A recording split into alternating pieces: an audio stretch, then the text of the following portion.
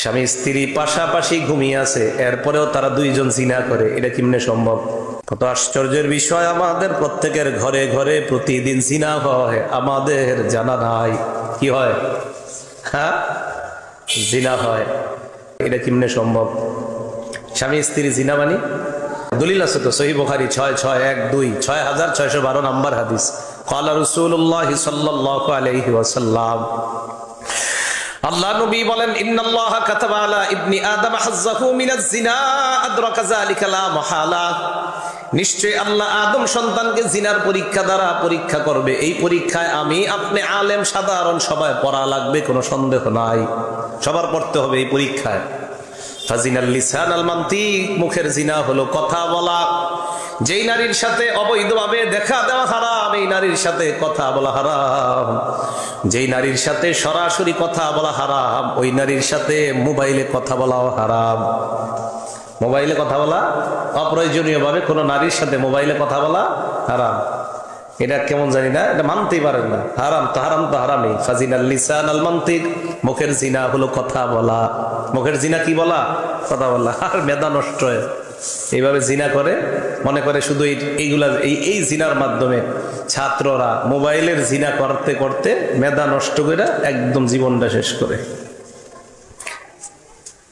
ওয়াজিনাল ইয়াদাল বাত, হাতের জিনা হলো স্পর্শ করা। নারীর সাথে অবৈধভাবে কথা বলার পর রাতের বেলা বালিশের মধ্যে মাথা লাগায় কল্পনা করে, না জানি মেয়েটা দেখতে কেমন।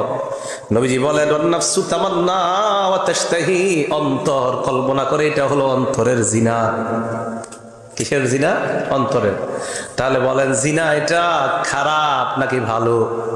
এটা কি কল্যাণ না অকল্যাণ? হ্যাঁ, ওই যে সব নবীর দুই দায়িত্ব, একটা হলো কল্যাণকর বিষয়ে জানায়া দেওয়া, আর একটা হলো অকল্যাণকর বিষয়ে সতর্ক করা। নবী বলেন, আমার কাছে ওয়াদাবদ্ধ হও, তোমরা শিরিক করবা না, জিনা করবা না, চুরি করবা না। ওয়ালা তাকতুলু আওলাদাকুম খাশিয়াতাল ইনফাক, দারিদ্রতার ভয়ে সন্তান হত্যা করবা না। আরেকটা সন্তান নিলে কে খাওয়াবে এটারে, এই ভয়ে সন্তান হত্যা করবা না। স্বামী স্ত্রী পাশাপাশি ঘুমিয়ে আছে, এরপরেও তারা দুইজন জিনা করে, এটা কেমনে সম্ভব? স্বামী স্ত্রী জিনা মানি স্ত্রী আরেকজনের সাথে মোবাইলে চেটিং করে, স্বামী আরেকজনের সাথে চেটিং করে। এই যে অবৈধভাবে অন্যায়ভাবে চেটিং করা, এটা হাতের জিনা, কন্তরের জিনা। আর মোবাইলে কথা বললে কানের জিনা, মুখের জিনা। কিসের জিনা? একজন আরেকজনের ধোকা দিয়া আরেকজনের সাথে কথা বলে। নাসাই শরীফ 4181 নাম্বার হাদিস। এই হাদিসের বর্ণনাকারী উমামা বিনতে রুকাইয়াহ রাদিয়াল্লাহু তাআলা আনহা বলেন, আনহা মহিলা না পুরুষ? মহিলা। তিনি বলেন, আতাইতুন নবিয়্য সাল্লাল্লাহু আলাইহি ওয়াসাল্লাম ফি নিসওয়াতিন মিনাল আনসার, একদল আনসারী নারীর সাথে আল্লাহ নবীর কাছে আমি আসলাম। নবীজির কাছে আসার পর আল্লাহ নবীর কাছে আমরা বায়াত হলাম। বায়ানান নবিয়্য সাল্লাল্লাহু আলাইহি ওয়াসাল্লাম আলা আল্লাহ নুশরিকা বিল্লাহি শাইআ, আমরা নারীরা আল্লাহ নবীর কাছে বায়াত হলাম, ইয়া রাসূলুল্লাহ, আমরা নারী সম্প্রদায় আল্লাহর সাথে শিরিক করব না, এই মর্মে আপনার কাছে আমরা বায়াত হলাম। তাহলে নারীরাও বায়াত হলেন, নারীরা শিরিক করবে না। 2 নাম্বার, আল্লাহ নাসরিকা, আমরা চুরি করব না। ও আল্লাহ নাজনিয়া, আমরা ব্যভিচার করব না। ও আল্লাহ নাতিয়া বিবহতারিন নাফতারিহি বাইনা আইদিনা ওয়া আরজুলিনা, নিজেরা বানিয়ে কোনো মিথ্যা কথা বলবো না। ওয়ালা নাসিকা ফি মারুফ, ন্যায় সঙ্গত কোন কাজে আপনার নাফরমানি আমরা করব না। তাহলে আল্লাহ নবী নারীদের থেকে বায়াত নিলেন, হাদিস পাওয়া গেল। কি পাওয়া গেছে? এখন আবার একটা সমস্যা আছে, কি? অনেক পীর সাহেবরা কয় আমাদের খানকার মধ্যে নারী পুরুষ একসাথে আছে। এই আশার দলিল হইল এই যে নবী নারীদেরকে বায়াত নিছে, অতএব আমাদের দরবারে আসলে সমস্যা নাই। কি নাই? কথা পুরাটা শুইলেন। তারপরে আরো কি অনেক পীর সাহেব এমন করে, এই মাথাটা আপনি এদিকে আনেন, নারীদের হাত মাথায় ভাবে হাত রাখে, আবার মুইসাও দেয় পীর সাহেব। দলিল, নবীজি নারীদের বায়াত নিছে, তাই আমি বায়াত নিতেছি। আসলে বায়াত নিছে নবীজি নারীদের, হাদিস তো শোনাইলাম, ঠিক না?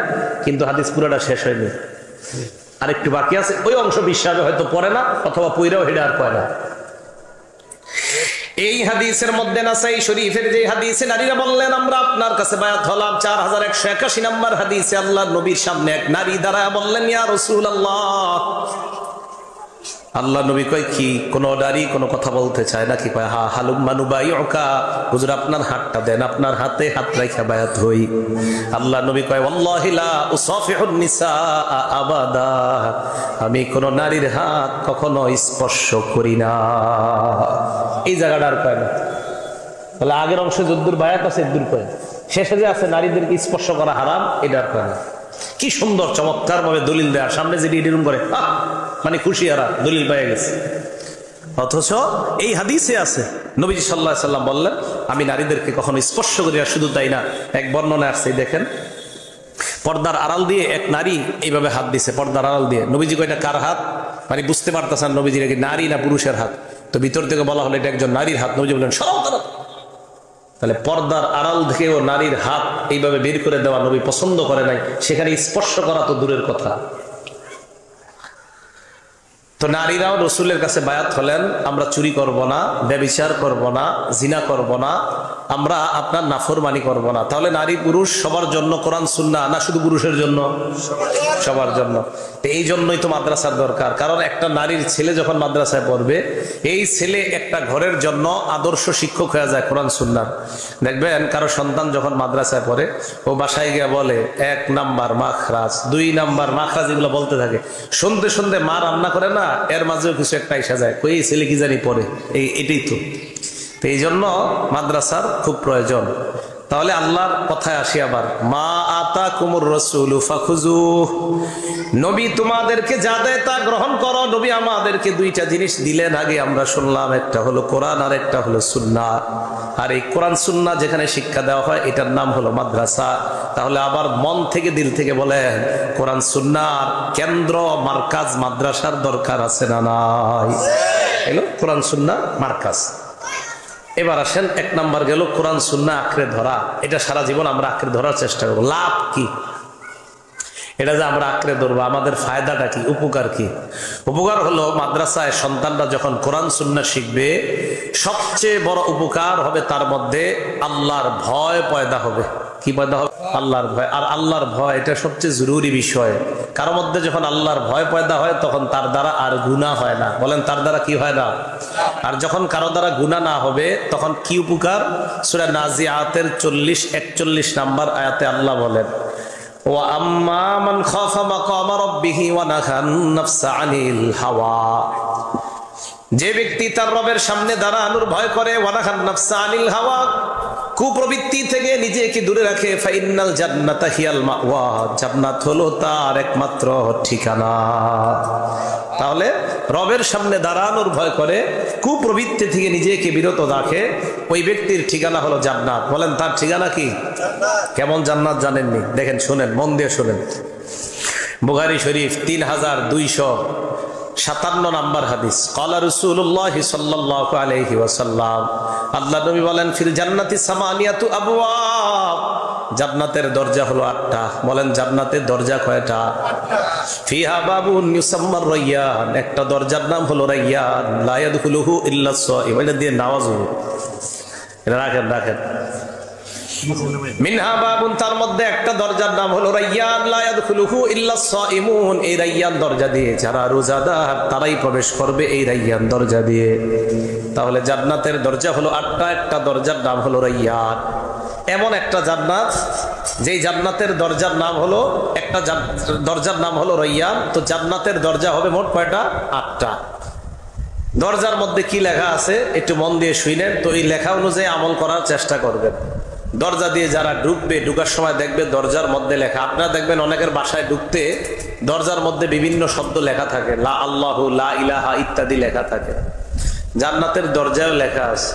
একটা কিতাব আছে, হাদিসের নাম সিলসিলাতুস সহিহা 3-4-07 3407 নাম্বার হাদিস। ক্বালা রাসূলুল্লাহ সাল্লাল্লাহু আলাইহি ওয়াসাল্লাম, আল্লাহ নবী বলেন, জান্নাতের দরজার মধ্যে লেখা, সাদাকাতু বিআশরি আমসালিহা, সদকা করলে 10 গুণ সওয়াব। কয় গুণ?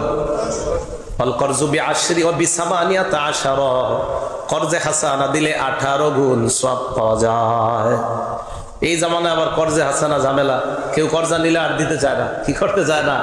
দিতে চায় না। যারা দিতে না চায় এগুলোরও খবর আছে, বুখারীর বর্ণনা। ক্বালা রাসূলুল্লাহ সাল্লাল্লাহু আলাইহি ওয়াসাল্লাম, নবীজি বলেন, মান আখাযা আমওয়ালান নাস ইউরিদু আদাআহা, কোন ব্যক্তি যদি অন্য কোন মানুষের সম্পদ নেয় এই নিয়তে আদায় করে দিবে, আমি আপনার কাছ থেকে 10,000 টাকা নিলাম, আমার নিয়ত হলো আমি টাকাটা পরিশোধ করে দিব। আনার পর আমি নিয়ত করলাম আগামী 3 মাসের মধ্যে আপনার টাকা পরিশোধ করার পরিপূর্ণ আমার নিয়ত। আল্লাহ নবী কয় আদাল্লাহু আনহু, কোনো না কোনো ভাবে আল্লাহ ওই বান্দাকে এই ঋণ পরিশোধ করার ব্যবস্থা করে দিবেন। আল্লাহ পরিশোধের ব্যবস্থা করবেন আপনার যদি দেওয়ার নিয়ত থাকে। এখন আপনার নিয়তই দেওয়ার না, আর যদি আপনার নিয়ত হয় টাকাটা নেওয়ার পর মেরে দিব, আল্লাহ আপনাকে ধ্বংস করে দিবেন। শুধু তাই নয়, যদি আপনাকে ধ্বংস না করে আপনার পরবর্তী প্রজন্ম যেগুলো হবে এইগুলার অবস্থা হবে খারাপ। জান্নাতের দরজার মধ্যে কি লেখা? লেখা হলো সৎকার সওয়াব হলো 10 গুণ, আর কর্জে হাসানার সওয়াব হলো 18 গুণ। দরজা দিয়ে কাদেরকে ডাকা হবে দেখেন, সহিহ বুখারী হাদিস নাম্বার 1897 নাম্বার হাদিস, 1897 1897। ক্বালা রাসূলুল্লাহ সাল্লাল্লাহু আলাইহি ওয়াসাল্লাম, আল্লাহ নবী বলেন, মান কানা মিন আহলিস সালাহ, দুনিয়ার মধ্যে যারা নামাজ আদায় করত, দুইয়া মিন বাবিস সালাহ, কিয়ামতের ময়দানে জান্নাতের বাবুস সালাহ নামক দরজা দিয়ে তাদেরকে ডাকা হবে। কি দরজা? বাবুস সালাহ। আসো আমার দিকে আসো।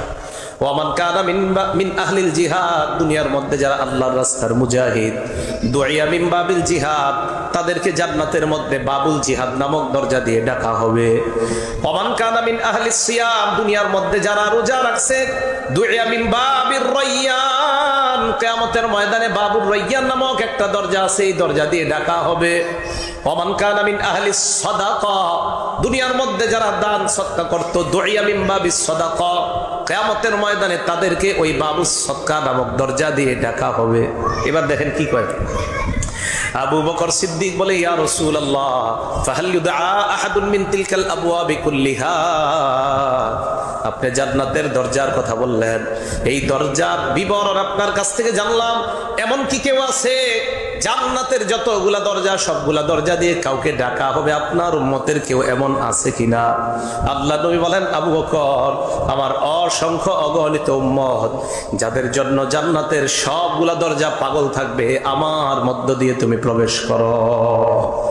এবার আল্লাহ নবী বলেন, আবু বকর, আরজু আন তাকুনা মিনহুম, আমার আশা জান্নাতের সবগুলা দরজা দিয়ে যাদেরকে ডাকা হবে, তুমি আবু বকর তাদের একজন হবা, তুমি তাদের একজন হবা।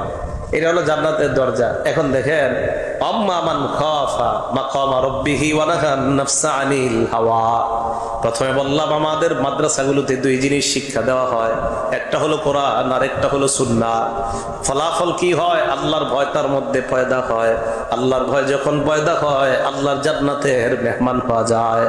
একটা সন্তান মাদ্রাসায় পড়লে ঘরে টেলিভিশন আস্তে আস্তে উঠে যায়, ঘরে গুনাহের পরিবেশগুলো ওই সন্তানের কারণে আস্তে আস্তে চলে যায়।